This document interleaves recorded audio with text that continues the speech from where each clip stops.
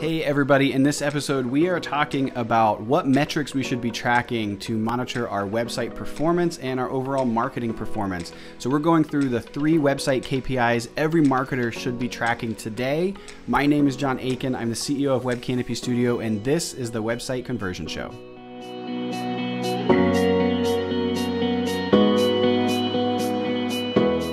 Hey everybody, I get asked this question all the time, and I don't know how many times this has come up just in recent months about people who are wanting to know, John, what are you tracking on your dashboards? What KPIs, what metrics are you paying attention to for your website? And that is a really, really wide open question because, you know, there's dashboards and you're using any kind of software tools. They're going to say, here are the 5 things that you have to have. And then they have this report builder of hundreds or thousands of different reports you could put on a dashboard, and they're all cool. Most of them look really beautiful, and you could probably dig in and find what things are really important. But keep in mind, a lot of that stuff is built around vanity metrics. There's data about everything. Anything that we're having some kind of input in some kind of a point of tracking, we're giving data to a contact record, to a CRM, to a website, to anything. And so all of that stuff really can feel overwhelming because there's so many different things. So when we're thinking about websites, what are the things that absolutely need to be tracked? I cannot give you a straightforward answer on that because it 100% depends on what your business goals are. But what I can tell you, the things that I think are just really critical that have to be there, the 3 KPIs that I track and that I want to make sure I'm paying very close attention to are probably things that you are maybe not doing right now. And so I'm going to go through some of these and just kind of present them in a way that I think might give some value to you, or maybe give a little bit of a different way of looking at some of these KPIs. The first one is pretty obvious. I would think most people are doing this, but I've been surprised before. It's about passing leads to sales. I want to know how many contacts that I am sending to a sales team as a marketer. I want to know that on a monthly basis, and I want to track that, what's actually being passed to sales versus what the goal was of being passed to sales. And this is going to vary again for everybody what this means. Like, what does a lead mean in this situation? Most of the time in this scenario, we're talking about an MQL, or a marketing qualified lead. And so there's a lot of different criteria about what makes a person and become an MQL instead of just a lead. So I'm not going to get into that because that's a completely different rabbit hole that we'll go down on another episode. But right now, let's assume that we're saying an MQL, a marketing qualified lead, is somebody who has been engaged a lot. They've engaged with what we're doing. They've read blogs or emails, and they are a good fit. They meet the criteria of what we say is a good fit lead. And so we'd have to have some kind of trigger, some kind of threshold that would pass that person to sales team, right? And you can use automation. You can use tons of, this is what HubSpot is built to do. You could use all kinds of different things to make that happen. You could also just say, hey, when somebody becomes a lead and they filled out this particular form or so many forms, boom, pass them to sales. So what you want to do is make sure that regardless of whether you're really tracking this in depth or not, but you want to make sure that you have an agreed upon term or definition what that is, what constitutes a lead being passed to sales with the sales team, so that you have a very clear definition. Marketing knows what it is, sales knows what it is, and we can just talk about that, send things back and forth. There's no room for question if this person was the right kind of person to send, because both people have agreed to that. Okay, makes sense? So we're going to track leads passed to sales. The other thing we want to do with that is make sure that we have a goal. We need to understand how many, like, what's the target? What is the target number of leads that we're passing to sales?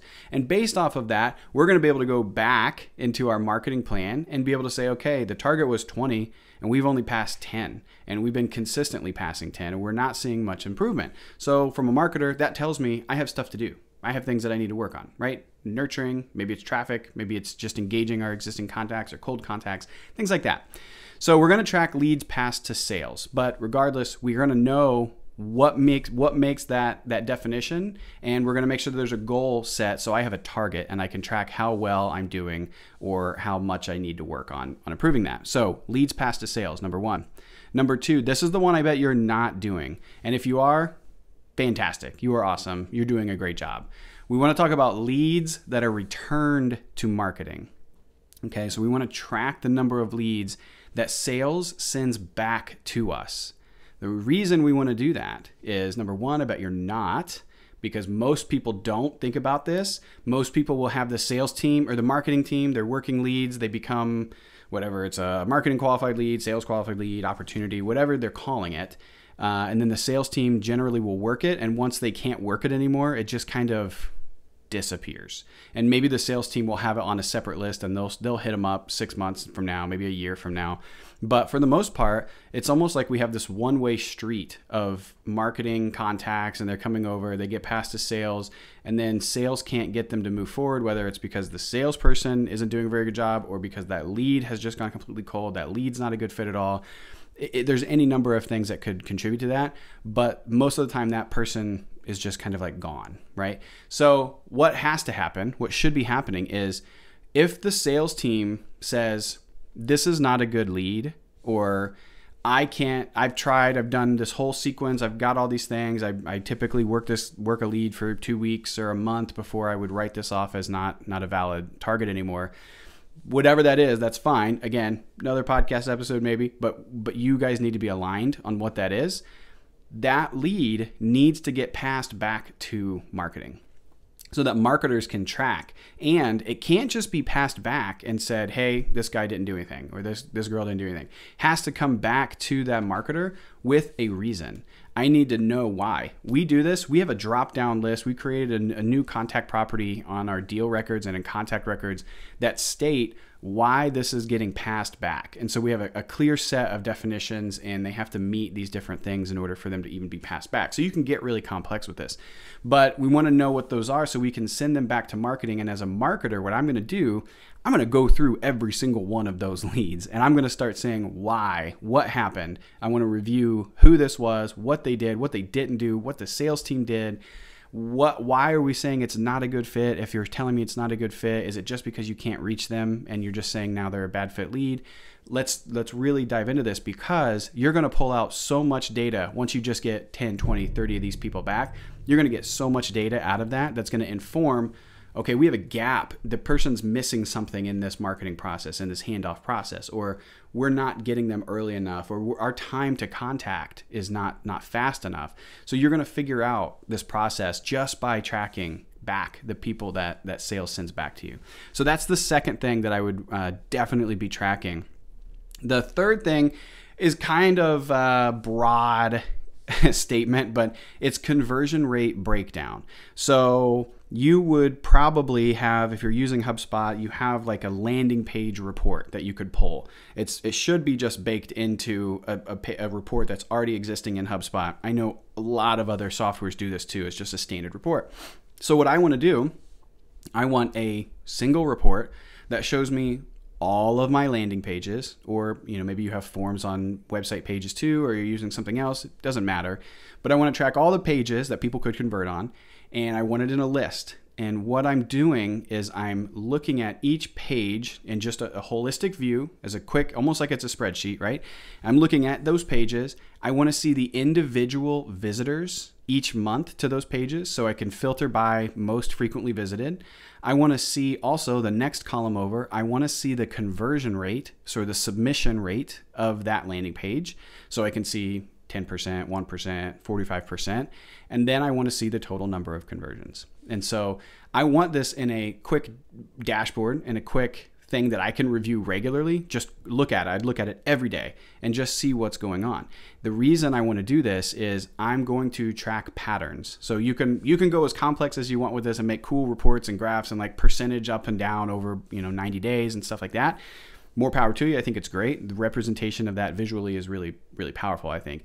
But when you're doing this, what you're now doing is looking at the individual pages. You have a quick list to say, okay, this is a problem. This one right here is a problem. Or this one right here is really, really good. Look at the conversion rate. In the last 90 days, that has bumped up 20%. We're sitting at a 65% conversion rate on this page.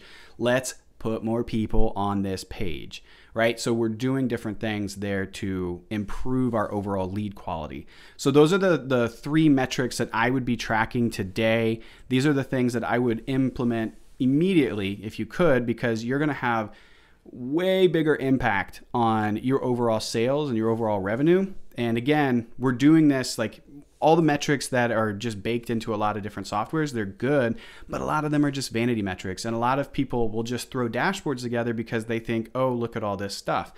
I like to look at it from an intent-based perspective and say, what am I really trying to understand? What am I really trying to see? And then I identify the metrics inside of that I want to track, and you build your reports and dashboards around that. So that's it. Those are the 3 things that I would implement and look at right now inside of my platform. If your platform cannot do these things, you need to start thinking about how I can switch platforms, because these are just kind of like very basic level tracking things. And if you don't have that kind of clarity, you're really, really missing the mark and potentially doing a lot of damage and leaving a lot of money on the table. So that's it. Check out our website, webcanopystudio.com/assessment. You can take your conversion rate assessment there, walk through the website questions that we have. We have 5 different questions for 6 different categories of the website conversion framework. And based off of your answers, be as honest as you can. What's going to happen is these different answers are going to provide you with a checklist of things. So if you're doing poorly in, let's say, nurturing and automation, we're going to provide you a checklist. It's just an automated report that gets distributed based off of your submissions, a checklist of things that you should be doing right now that you can implement on your own to make that happen. So it's a very tailored kind of personalized experience there. I think that's it, guys. Let us know if you have any questions. We'll see you next time.